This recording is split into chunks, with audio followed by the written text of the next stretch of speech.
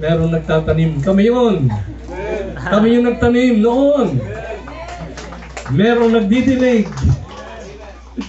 At merong nagpapalago ang Diyos na buhay. Salamat sa Panginoon dahil kayo ay nagpatuloy sa kanyang gawain sa salita ng Panginoon, sa revelation, personal revelation na pinagkaloob sa inyo. It's really good to see the old faces. Really good to see you all and the young generations. Amen. I'm glad to see the Bawang group. Amen. Mga mahal natin sa Bawang La Union. I am thinking siguro alam na ito nila Brother Nick and sila Sister Citas dahil regular ang aming komunikasyon. Hello kung nanonood sila ngayon. Thank you Brother Elgimer Billy for picking us up doon sa aming hotel. Salamat sa inyo. Ganon din kay Brother Sunny na walang kupas, talagang help ang ministry niya at unconditional, grabing extra sacrifice ang ginagawa niya. Pinik up niya kami sa airport and then pumunta kami sa bus terminal. Dumating kami mga alas 12 na past midnight at meron po kaming decent 5 hours sleep. Trip po namin ay medyo mahaba. Siguro halos 1.5 kaming hindi talaga natutulog na maayos. Kaya bear with us. We are just relying on God's presence, God's anointing na siya magsusustain sa atin sa buong meeting na ito. Amen. Kung mapapansin yung papawisan kami dahil doon po sa umaga, ngayon po matatapos na ang summer ng New Zealand, 11 ang temperature or 12 sa umaga. And then, minsan nagma-maximize ng 24, 23, 21. Pero ano pong temperature dito? 34, 33. Yung humidity, grabe. Kaya para kaming nasa tapat ng oven, yung pakiramdam namin. So please bear with us. Hindi po kami fussy, hindi po kami maselan. Kaya lang tayo'y nasa laman pa. Minsan po, hindi na tayo 25 years old. So it's good to see everyone. It's good to hear the messages that we heard this morning from our pastors and from my nieces. Good to see my sister here, Christine, and Sabi, my niece, from the Dagupan City. Jerry Alcantara from Swal, Sampa, from New Zealand. Okay. Maraming principles na Sister Merly, good to see you. And your husband, Ronnie. Okay. Sorry po, hindi ko na i-mention yung lahat ng mamaya na po yun, yung reunion natin. Okay. Alright. Maraming principles ang prophet na tinuro sa atin. Isang principle na natutunan ko po sa kanya ay pag binigyan ka ng manok, kainin mo yung laman, itabi mo yung buto. Tabi mo yung bone. Okay. So, maaaring sa pagtayo ng isang tao, meron po kayong makakaing laman, piliin niyo po yung laman. Kung ayaw niyo pong kumain ng balat ng manok, itabi niyo po. Kung ayaw niyo kainin ng chicken bones o wishbones, itabi nyo lang po. Huwag naman nating ipakita doon sa nag-serve ng manok na ginagano natin yung bones. Amen? Respeto po ang tinutukoy doon ng propeta. Okay. Meron pang isang prinsipyo siyang tinuro na ang pastor ay responsible sa kanyang local church na mag-preach kung ano ang revelation na binigay sa kanya. Okay. Meaning, hindi mo yan ipopromote sa ibang church sapagkat hindi ka tinawag doon. Yung isang pastor ang tinawag doon.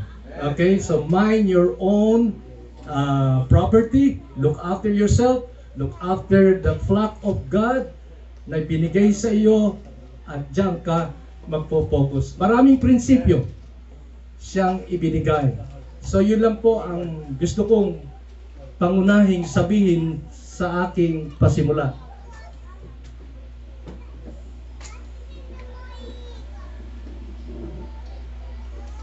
May duda ako, dudulas eh. Sinalo ko na. So ibababa ko na lang. Okay. Naalala ko, Pastor Mac, sa Tugigaraw, meron kayong cave na kung tawagin Kalaw. Kalaw Cave. I forgot what year was that nung tayo ay pumunta roon. Meron kang tatawiring parang maliit na batis o ilog, something like that. Merong falls. And then, pag natawid mo yung kabilang lugar ng ilog, meron pong steps na mataas papunta doon sa loob ng kuweba. At pagpasok doon, iba po ang feelings, iba po ang atmosphere. Hindi po siya katulad ng atmosphere na lagi mong tinitirahan, atmosphere sa loob ng kwarto, ng kusina, ng church. Medyo kakaiba. At pagpasok namin doon sa loob ay meron pong mga bats na nakahang sa wall ng caves at medyo hindi ka familiar, so medyo scary ang iyong nararamdaman. At wala sa isip namin ng oras na yon na magstay there for good. So, parang naging turista lang kami. Sinilip namin, dinalaw namin, in-appreciate namin ang beauty, and that was it. Umalis kami, umuwi dito sa Urdaneta. Now, ang message po na isi-share ko sa oras na ito para sa ating gathering na inilagay ng Panginoon sa aking puso ay pinamagatan kong ang kuweba na naging kulungan at ang kulungan ay naging libingan. The cave turned into a jail and the jail became a grave. So, kaya sinimulan ko yung Kalaw Cave. Okay. Now, ang unang cave na na-mention sa Bible ay walang iba kundi sa panahon ni Lot sa Book of Genesis.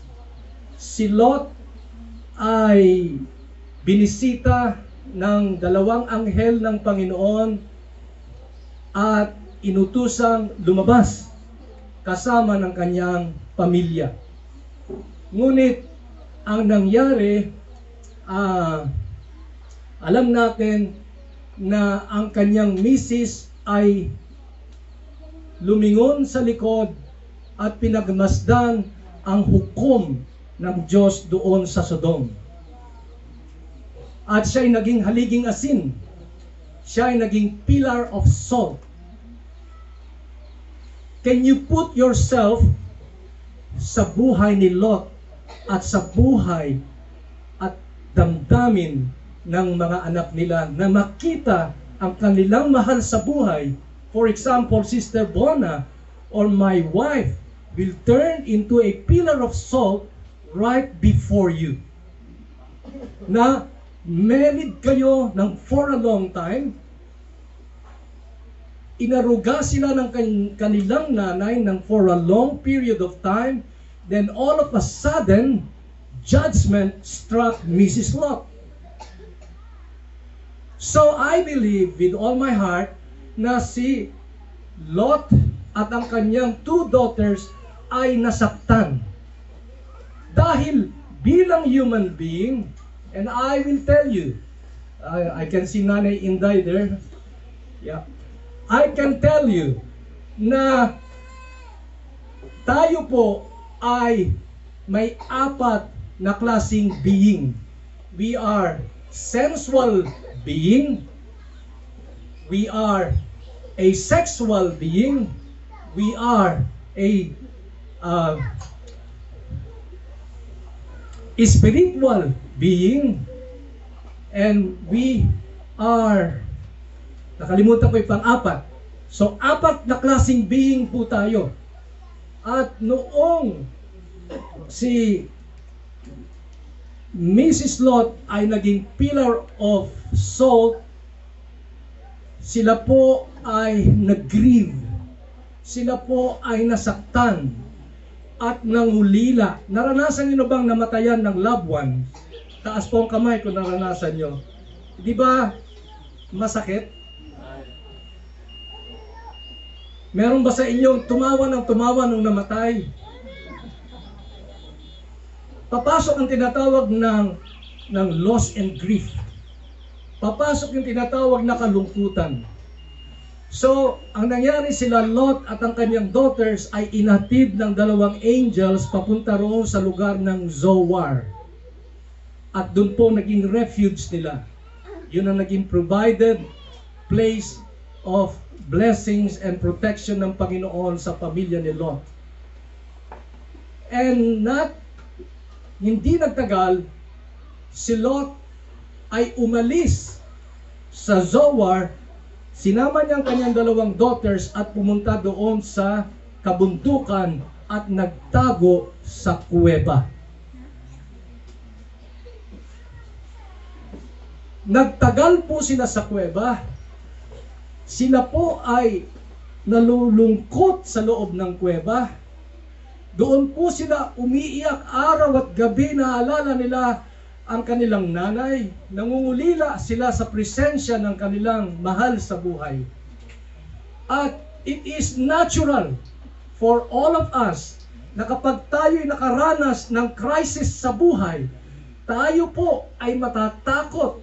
Tayo po ay minsan nafi-freeze o tayo po ay parang lumalaban.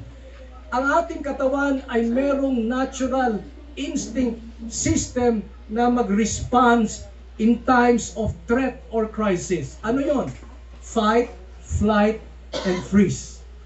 So, sa panahon ni Lot, ang naranasan po nila ay flight. Natakot sila, nalungkot sila, at sila po ay nagtagal doon sa loob ng kuweba. Ano nangyari? Sa katagalan ng kalungkutan, nag-isip yung 2 daughter na sipingan ang kanilang tatay at in-spike nila ang inuming alak, nilagyan ng droga, at nilasing ang kanilang ama, at doon isinilang ng magkapatid si Moab at ganun din si may pangalan yon, Ben-Ammi. Ben-Ammi. Sila po ang naging founder ng Amorites at ng Moabites na siyang isa sa mga matitinding kaaway ng Israel. Tingnan niyo ang outcome.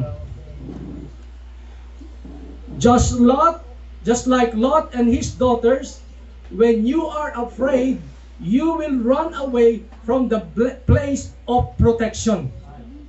You will run away from the place of blessings, from the city of refuge. If you stay too long na depressed ka, malungkot ka, 25 years na malungkot ka pa rin. 25 years na, may galit ka pa rin. 25 years na, you are still unforgiving. 25 years na, you still have a big mouth. 25 years na, nandun pa rin yung tinatawag na anger. Wow! Darating ang time, may mga thoughts na papasok sa'yo na hindi dapat. May mga actions ka na ima-manifest na hindi mo dapat i-manifest.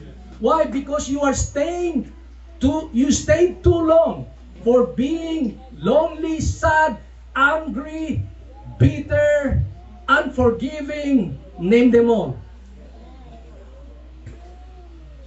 Makarelate tayo dyan, mga kapatid. Sa psychology, ang repeated repetitive thoughts will produce repetitive emotions. And a repetitive emotions will produce a repetitive actions or behavior. And a repetitive behavior will become a habit. And a habit will become your personality. So, kung paulit-ulit yun sa isip mo, paulit-ulit mong mararamdaman yung galit. Paulit-ulit kang nagwawala, behavior. Magiging lagi kang nasa edge na maging palaban. Ha? Wala namang gera, pero ang nararamdaman mo may gera. It's time of peace, not war. Pero ang feeling mo kasi na-stuck ka ron, paulit-ulit kasi rito kaya lumuwag yung tornilyo. So, yung behavior mo, yung action mo, yung atmosphere mo, mararamdaman pag kinamayan mo. Mararamdaman kung meron kang pag-ibig, kung meron kang presensya ng Diyos, kung meron kang unforgiving spirit, mararamdaman. That is the real message, living epistle. Amen. Beautiful. So, wag po tayong magtagal sa galit, kalungkutan, paghihiganti. Kailangan makaganti ako. Nagbigay siya ng coat, magbibigay din ako ng coat. Sinipa niya ako, tatadyakan ko siya. Wag po tayong magtagal sa ganung klaseng mindset, mga kapatid. Shall we say, Amen? Maapektuhan ang health natin. Hindi na tayo 25 years old. Magkakasakit tayo sa puso. Biro mo, 60 plus ka na, 70 plus na yung iba. Hanggang ngayon, naiisip mo pa rin yung 25 years ago. Napupuyat ka sa kakaisip. Anong mangyayari sa health mo? Baka dadalhin ka sa mental hospital.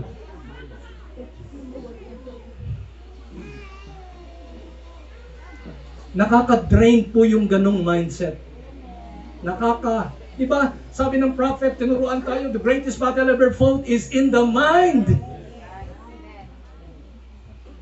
It is here, the greatest battle. And our enemies is not the flesh and blood. Hindi po yung katawan, hindi po yung tao ang ating kaaway, kundi ang espiritu na hindi kaaya-aya sa harapan natin. Yeah. Meron pong research dito na nasa eroplano kami, nabasa ko po ang researcher na ito na mayroong book kung tawagin Brain Reset. Sabi ko, oh my God, bakit nandito ito? Nakikita ko, mukhang related to sa mensahe na nilalagay mo sa aking puso, Panginoon. So, ang sabi rito, sa Australia at sa New Zealand, isa sa 4 na tao ay nagsasuffer ng mental illness na kung tawagin depression or anxiety. At magkakambal po ito, kalungkutan o parang laging nag-aalala. So ang mga taong laging nag-aalala, nakafocus po sa threat lagi. Nagiging paranoid po ang tao. Okay, at ang sabi niya rito, merong research between 2005 hanggang 2019, sa edad 16 to 24 years old, ang US daw nag-increase ng 70% ang depression at ang anxiety. Napakataas po nun. Now, I would like to say this to you. You are allowed to cry kung ikaw ay nasaktan. You are allowed to be angry kung ikaw ay inagabyado. you are allowed to express any kinds of emotion. As long that you can harness that emotion. Yung kaya mong i-harness, magabayan. Dahil yun po ang biblical principle na tinuro sa atin ni Pablo. Pwede kang magalit pero wag mong palubugin ang araw sa buhay mo. Pwede kang umiyak dahil ang pag-iyak nakakapag-heal po sa ating pain. Kung meron pong namatayan, hayaan natin yung taong yan na dumaan sa proseso ng loss and grief. Meron po akong kaibigan na pare, nalunod po yung anak ng close friend namin. Actually, kami po ay godparents noong kaibigan namin yon. Yung kanilang anak na 21 anyos ay nalunod sa ilog doon sa aming tinitirahan, Wanganui, New Zealand. At kasama po ko sa apat na nakasaksi na kinuha ng scuba divers ang body sa ilog. Napakasakit. Pagdating po ng funeral service, nagsalita po yung pare at part ng kanyang mensahe, sabi niya sa mag-asawa at sa pamilya, it's time for you to move on. Nung sinabi niya yon, naramdaman po ng puso ko personally at meron nag-comment sa akin na hindi dapat sabihin na it's time now to move on. Fresh na fresh po yon. Hindi pa kailangang kasi may time na mag-i-heal yung malalim na sugat. Saan ka nakakita ng malalim na sugat, bukas okay na kagad? Walang ganon. So what I'm trying to say here, be a broad-minded, ask God to help you to understand these people who are suffering dito sa depression at anxiety. Unawain po natin sila dahil meron silang pinagdadaanan. Shall we say amen? Yeah. Merong example. Naalala nyo si Hagar.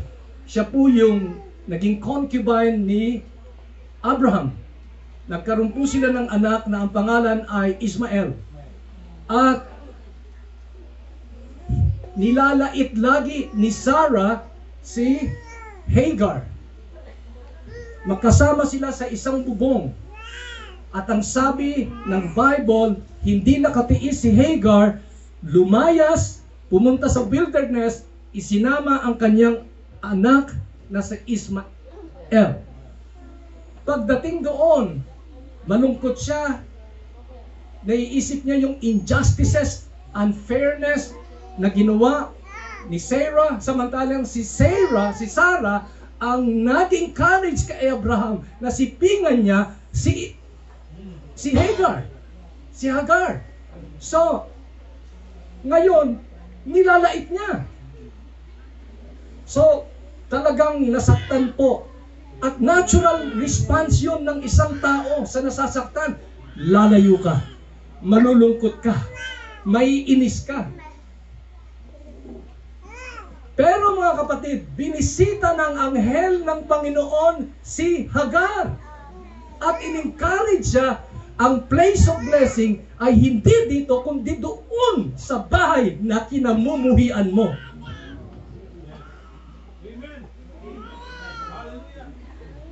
And I am sent by the Lord to tell you, stay where God has placed you. Kahit very difficult, very challenging, napakahirap, stay where God has positioned you. Because nandoon ang pagpapala. Yes, okay lang. Sige, lumabas ka ng konti. Umiyak ka ng umiyak. Pero after 25 years, nandun ka pa, wag naman. Balik ka naman doon. Balik na. Balik na. Walang ganyanan. Ha? Okay, practical itong mensahe natin. Okay? Yeah.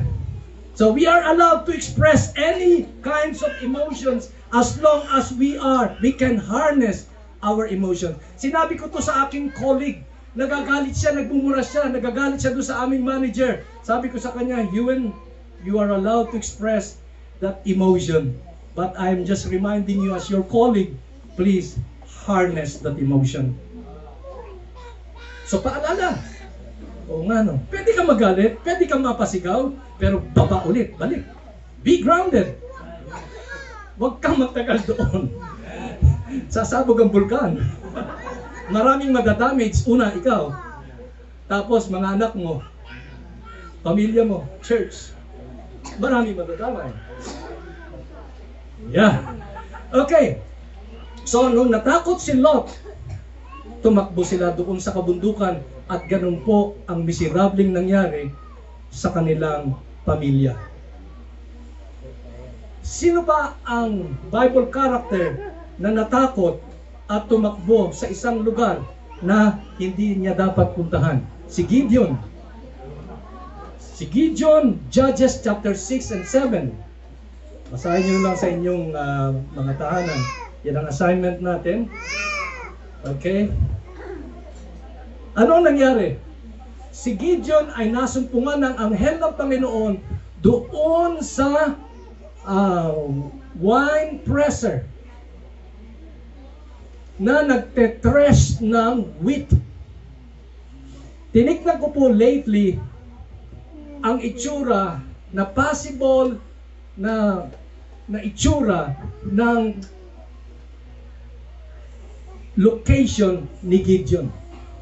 So meron pong binubuhos na grapes na fresh, tinatapakan po yon, and then tutulo yon pababa sa parang balon, at yung parang balon merong steps, ladder.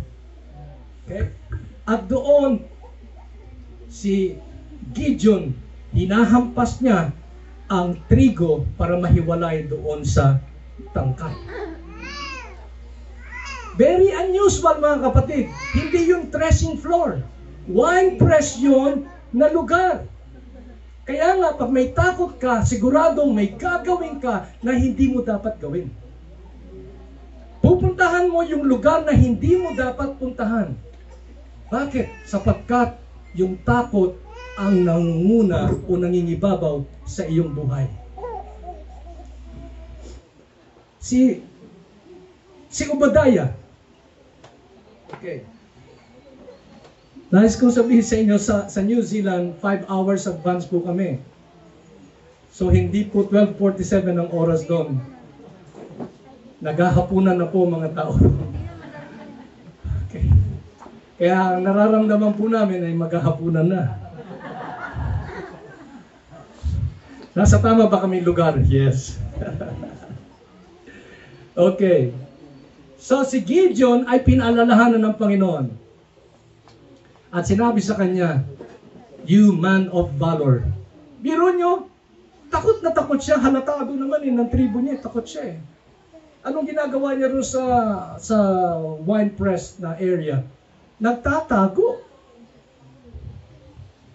Kanino? Sa mga Amorites. At binisita siya ng anghel at pinalalahanan siya, "Gideon, you are a man of valor." Minsan nararamdaman natin pag may takot tayo, nawawala yung courage natin.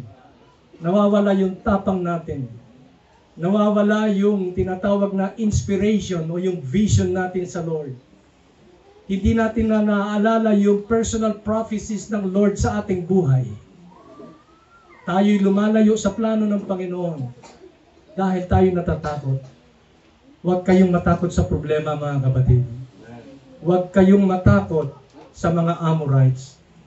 The Lord is telling us, you are all a man and woman of valor. Kayo po ay mga mandirigma at matatapang na mga anak ng Panginoon. Sa 1 Kings 18, si Obadiah nasumpungang nagtatago sa kuweba at tinago niya ang 100 prophets ng Panginoon. 50 sa isang kuweba, 50 doon sa kabila. Anong nangyari? Dumating si Elijah at ni-remind ni Elijah, labas ka dyan. ilabas mo yung 100 prophets. Don't stay too long. Si Elijah ay nakaka-relate kay Obadiah sapagkat minsan siyang natakot kay Jezebel. At si Obadiah takot din kay Jezebel sa oras na yon. Dahil nakita ni Obadiah, pinapatay ni Jezebel ang lahat ng mga propeta ng Diyos. Mga kapatid, minsan ang mga pastor nyo nagtatago sa kuweba. Akala nyo ba, porque pastor sila, porque nagpapakain sila, hindi na sila nasasaktan, hindi sila natatakot? Tumatayo dito sila, kahit maraming dalahin sa buhay. Let's encourage them. Let's encourage the fivefold ministry na sila ay lumabas sa kuweba at kayo'y nag-aantay sa labas ng kuweba. Sabi say amen. Amen. Okay.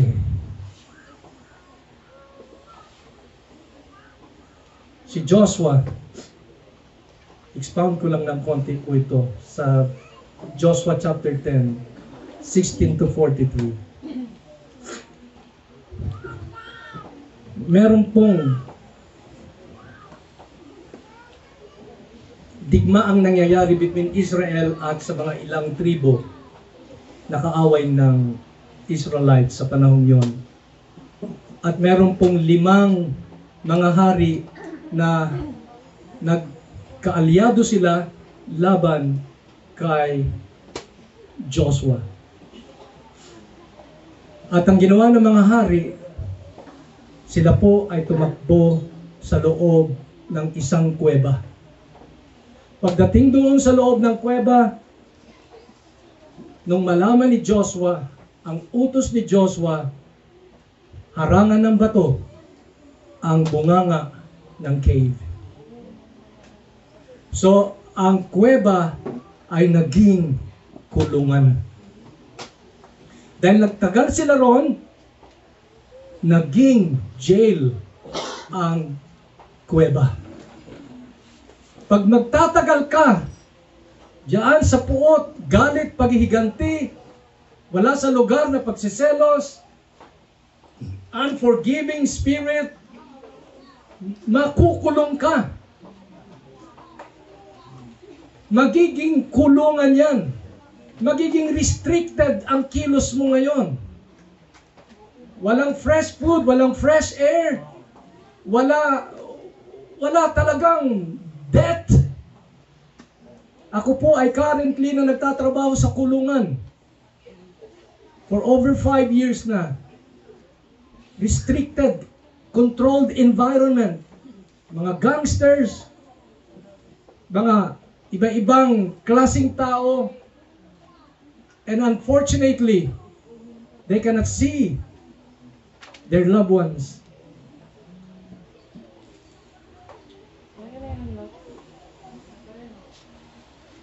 They cannot feel the love of their families. They cannot show their love or care sa kanilang family.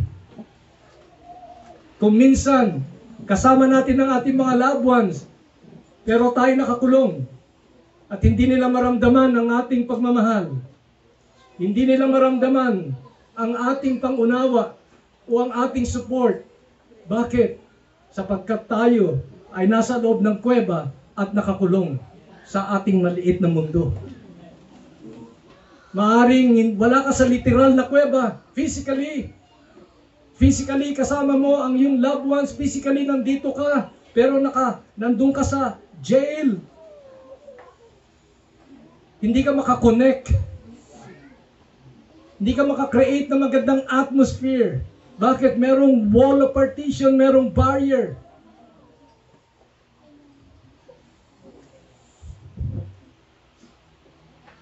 So sabi ng Bible,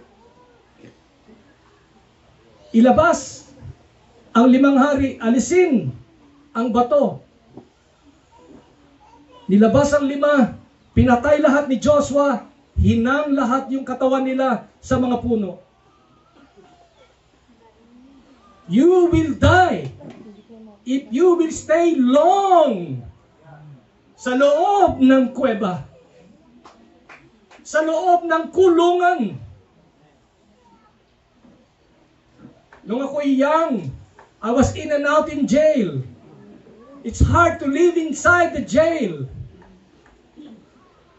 Very restricted. Walang peace. War. Lagi kang nasa edge. Laging on the guard ka. 10 ang mata mo. Dahil baka merong sasaksak sa likod mo. O biglang na lang ikaw hahablutin. But by the grace of God, He found me, chose me, and changed my life. He can do that again today. Because He's the same. Yesterday, today, and forever. Kung ikaw ay nangangailangang makalaya, 25 years sentence is too long. Come out of that cave. Come out of her, my people. Lumabas ka dyan. You are a man of valor. Meron diyang pag-ibig nasa puso mo. Merong forgiving spirit nasa puso mo. Nandiyan ang spirit of reconciliation, and the ministry of our Lord Jesus Christ is the ministry of reconciliation. So pinatay sila, hinang sa mga puno. At ano nangyari? Sabi ni Joshua, ibalik sa loob ng cave. Yung cave naging grave.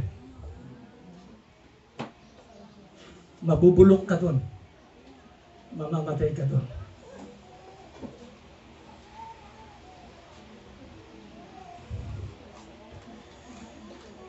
Hallelujah.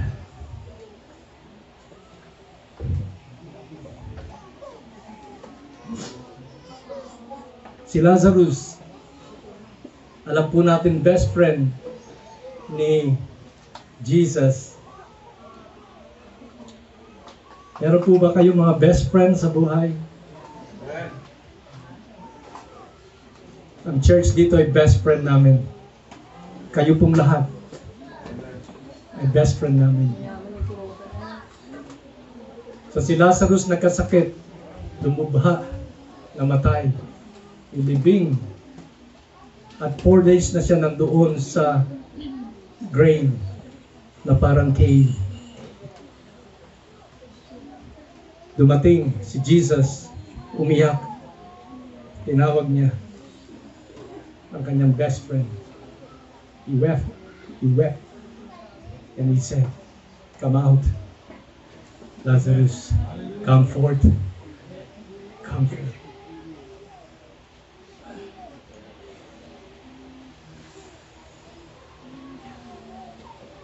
I'm here in the name of the Lord, calling you out.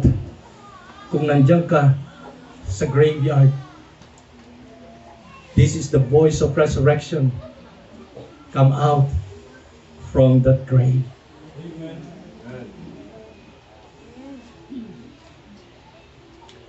Then nag-move si Lazarus.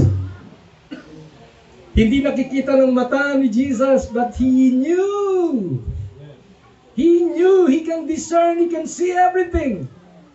Dahil hindi nakikita ni Mary, ni Magdalene, ni Martha, hindi nakikita ng mga nagluluksa, hindi nakikita ng mga disciples, but he knew, he can see. Lazarus' life was restored because of the message, the voice of resurrection. So nag-move si Lazarus, kaya lang hindi siya makagalaw, may mga tali. So anong ginawa niya? He delegated the ministry. Tinawag niya ang kanyang mga deacons, tinawag niya ang kanyang mga elders, tinawag niya ang mga kapatiran. Move that stone and go inside that cave. Pagtulungan yung 12, alisin niyo yung saplot.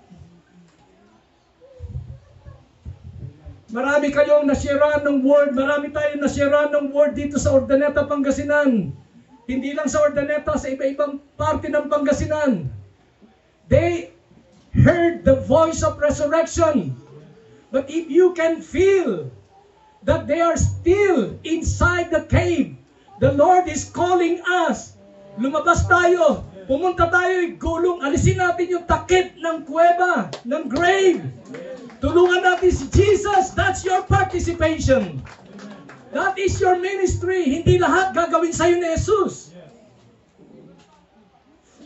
Minsan yung term, anong term? Follow up. Kailangan pa rin ng bonding time. Kailangan pa rin ng fellowship. Kailangan pa rin ng home visitation. Ang pastor nga, nagdudugo mga puso niya, hindi nyo alam. Dalawin nyo rin sila. Magdalawan tayo. Magpalakasan tayo. Shall we say amen? Amen and amen. Yeah. Maalala ko si Jesus. Si Jesus, nagpakita siya sa mga disciples nung nag-resurrect. At natuwa ang mga disciples pero absent ng 1 taon. Absent ng 1 year. Si Thomas. At binalita sa kanya, Thomas, our Lord resurrected.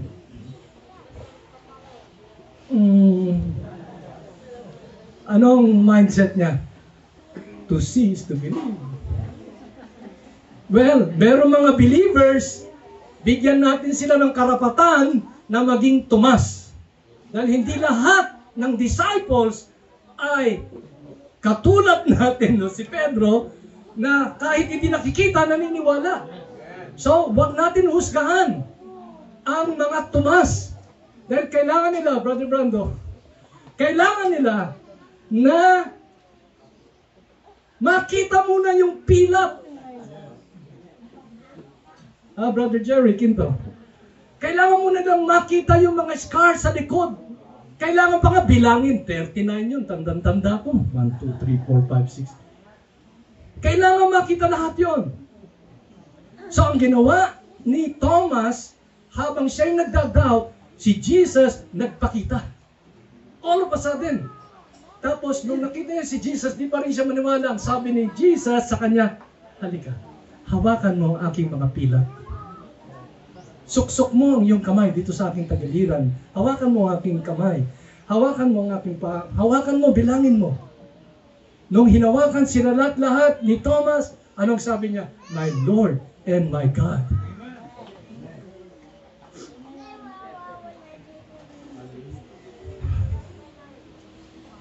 Testimony ni Sister Jocelyn, you can now touch our scars. We can talk about it without even feeling pain, bitterness, or angry, or unforgiving spirit. Because we resurrected from the dead. We came out from the cave, from jail, doon sa grave. Because of His grace, the voice of resurrection helped us to resurrect. Hallelujah. After 25 years. Prior to that, bago nagpakita si Jesus kay Tomas, at bago nagpakita si Jesus sa kanyang mga disciples, nagpakita muna siya doon sa mga kababaihan. Mary, Martha, Magdalene, nag-appear siya, tapos natuwa ang mga sisters. Sa kanilang excitement, gusto nilang hawakan kagad si Jesus. Sabi ni Jesus, wag muna, hindi pa gumagaling ang sugat ko. Sariwa pa, wag muna natin pag-usapan. Sensitibo pa ako. Matampuhin pa ako. May galit pa ako. Gusto ko pang maghiganti. Gusto ko makabawi. Nandito nga yung tirador ko talaga, pag nakita ko yan sa labas. Pag nakita ko yan sa simbahan, iisnabin ko yan. Sister Bona, Sister Mila, ha? Ano ang sabi ni Jesus? Touch me not. Dahil hindi ko pa pinipresent ang aking katawan sa inyong ama, sa aking ama, sa inyong Diyos, sa aking Diyos. Sometimes, Huwag natin pipiliting pag-usapan ng mga sensitive issues kung hindi pa panahon. Amen po ba? Amen. Hallelujah. But there's a time for everything. There's a time to hug. There's a time to love. There's a time for the reunion. Hallelujah. There's a time to forgive. Dahil iskar na, pilat na. Hallelujah. Praise be to God. Amen. Well, maaaring sabihin nyo sa akin, ang hirap, pastor, na ma-overcome itong brother na ito. Talagang lagi akong natitisod, lagi akong nasasaktan tuwing makikita ko siya. Na-experience po natin lahat yan. Hindi ako comfortable pag siya ay nasa tabi ko, pag siya ay uma-attend. Okay? This message is very ABC. Sabi ni Prophet, bago natin pag-aralan ng algebra. Okay, dito muna tayo sa ABC. But we've done our algebra. Oh my! Umapaw tayo sa algebra, alam na natin lahat yan. Balik tayo sa ABC ngayon. I'm not here to preach algebra. Hindi ako nandito para magsalita ng algebra. Nasa inyo na yan eh. Alam nyo na yan. Business yan ng mga pastor nyo. Okay. So, ano yung tinatry kong sabihin dito? Ito yung tama ng jet lag. Okay. Yeah. Merong naging popular na business sa eastern part ng Amerika na codfish. Nakakita na ba kayo ng codfish? Are you familiar? Have you heard about the codfish? Sa New Zealand, yung blue cod, napakasarap. Okay. Ngayon, nagkaroon ng demand sa western part ng Amerika na mag-order ng codfish. So, ang ginawa ng mga negosyante, pinrosen nila ang codfish at pinadala doon sa mga destinasyon. Ang nangyari, lusak ang karne ng isda pagdating at walang lasa. So, nag-isip ulit yung mga negosyante, ano ang gagawin natin to solve this issue? Minsan mga kapatid, pag may issue, huwag tayong pumokus sa issue.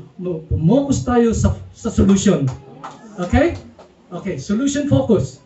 So, ang nangyari, kumuha tayo ng seawater, ilagay natin sa fish tank, at least pagdating nila sa destination, fresh sila. So, pagdating sa destination, mas naging worse ang karne ng codfish at sobrang walang lasa. So kamot na naman ng ulo yung mga investors, very talagang in demand na. Ano nangyari? Nagkaroon ng idea, solution. Anong solution?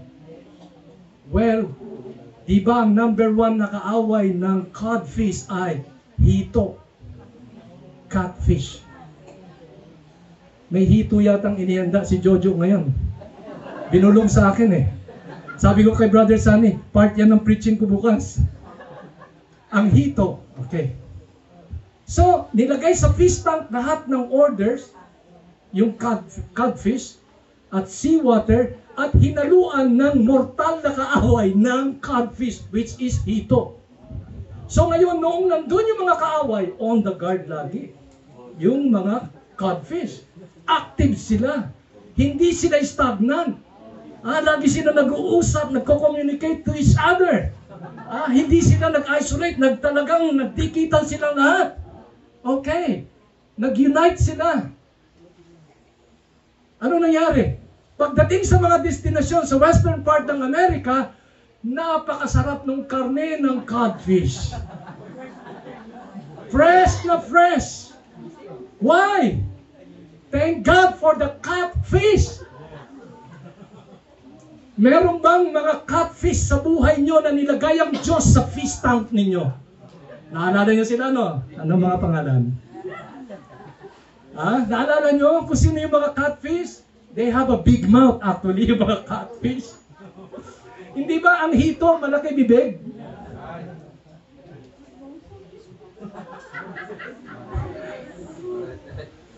May mga catfish tayo sa buhay, mga young people, sa school. May mga catfish ba kayo? Magpasalamat kayo dahil doon na alert kayo na napapatingin kayo sa taas at lalo kayo may encourage na magpalakas sa Panginoon. So don't be afraid. Ang mga catfish ay nilagay ng Panginoon sa ating buhay 25 years ago. Ang lalaking catfish. Woo! Kala na natin the end of the world. But thank God, after 25 years, pagbalik namin dito, can you taste us fresh? Except you eat my flesh and drink my blood, you have no life in you. Can you feel the presence of the Lord? Amen. Thank God sa lahat ng catfish.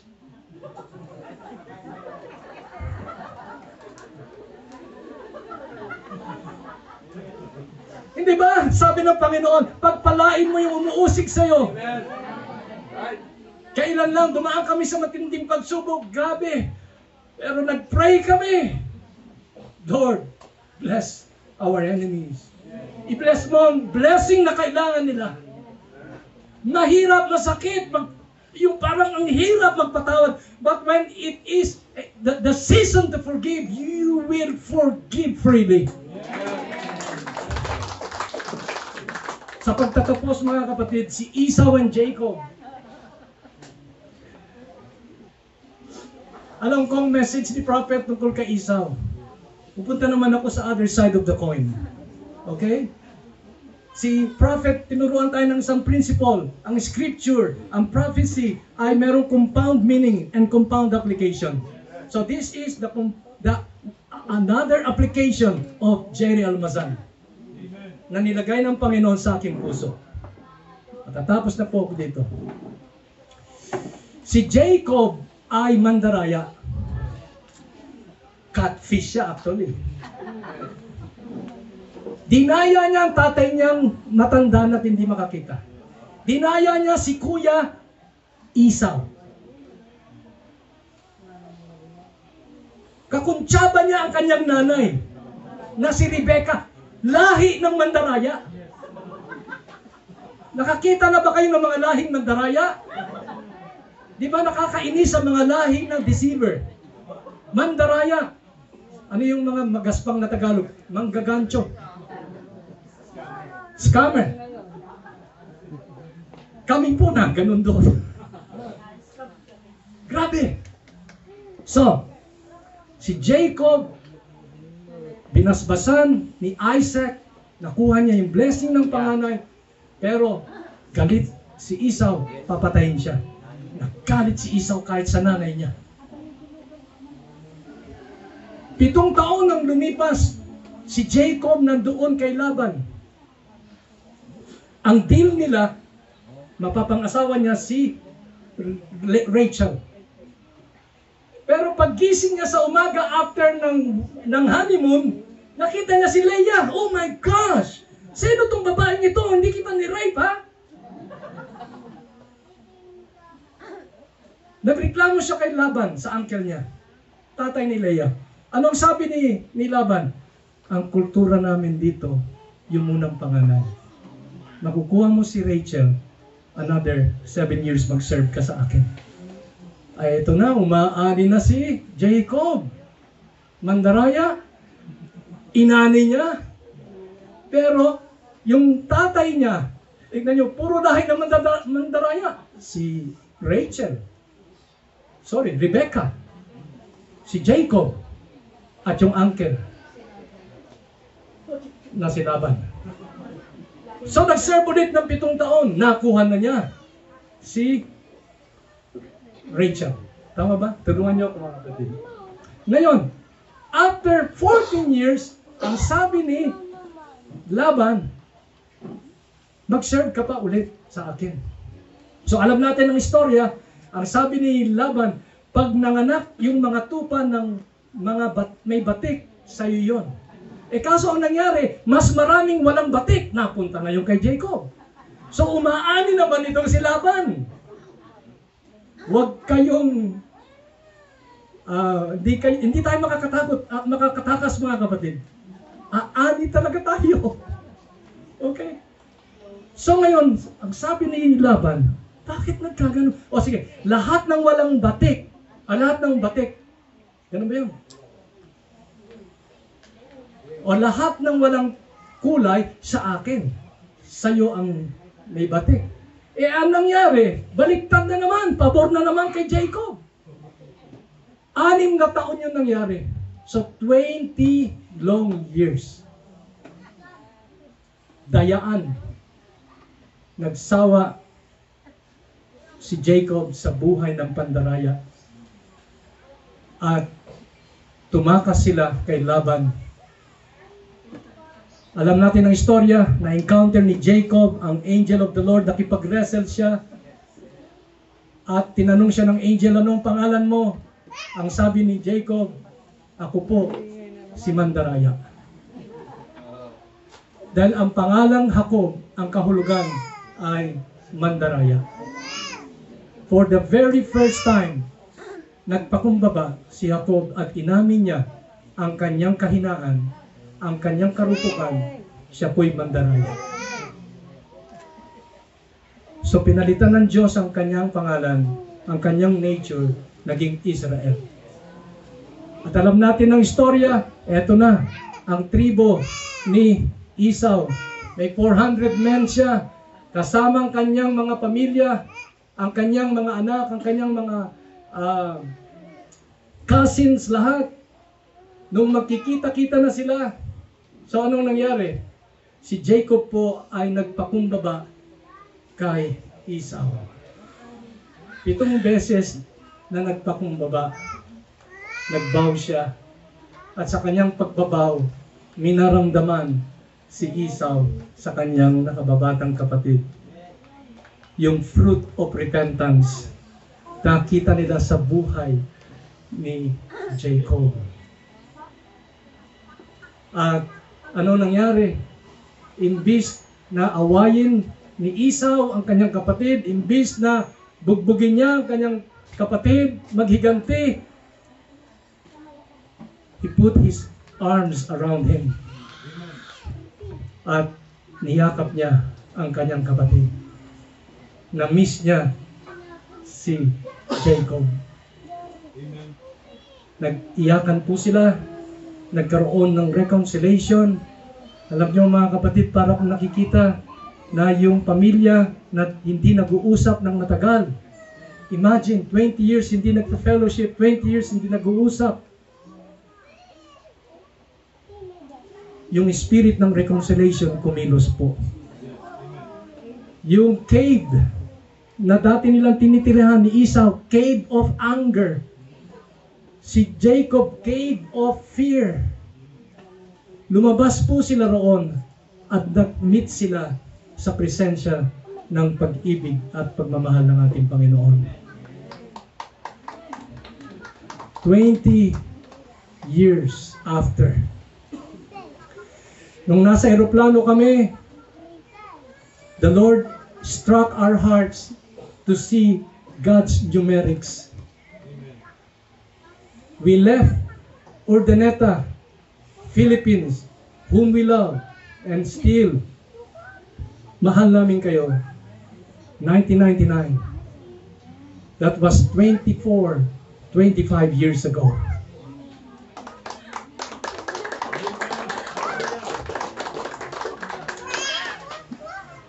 We arrived here February 24. Today is 2025.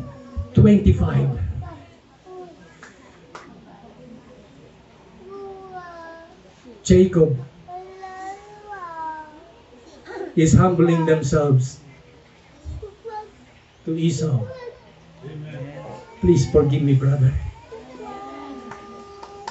Please embrace me again. I need you. I'm sorry. The zeal of the hour is to say I am wrong. Hallelujah. 24, 25 years ago, we arrived 24 of February. Tapos 25 ngayon ng February. What's going on here? God orchestrated this meeting. Hallelujah! Bakit hindi 5 years ago? Masisira yung numerics.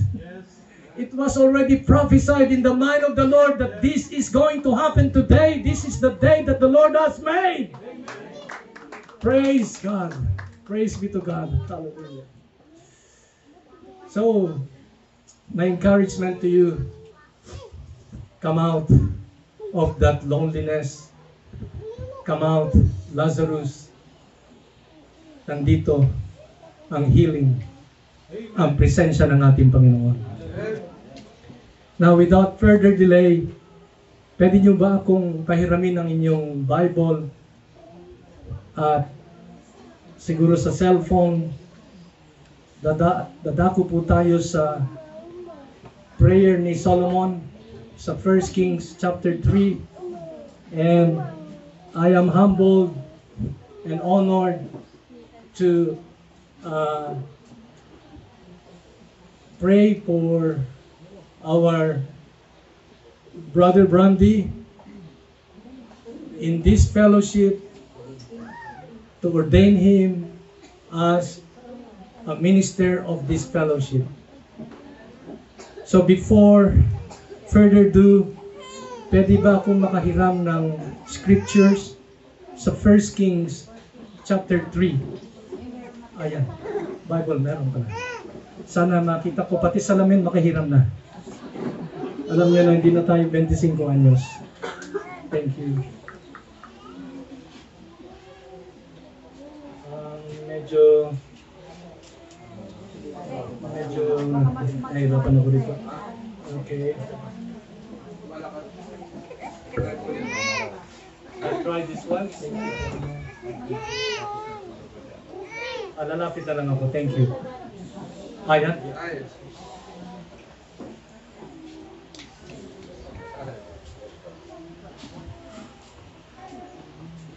I want you to stand here, Brother Brandy. This is a very, very important part of this gathering.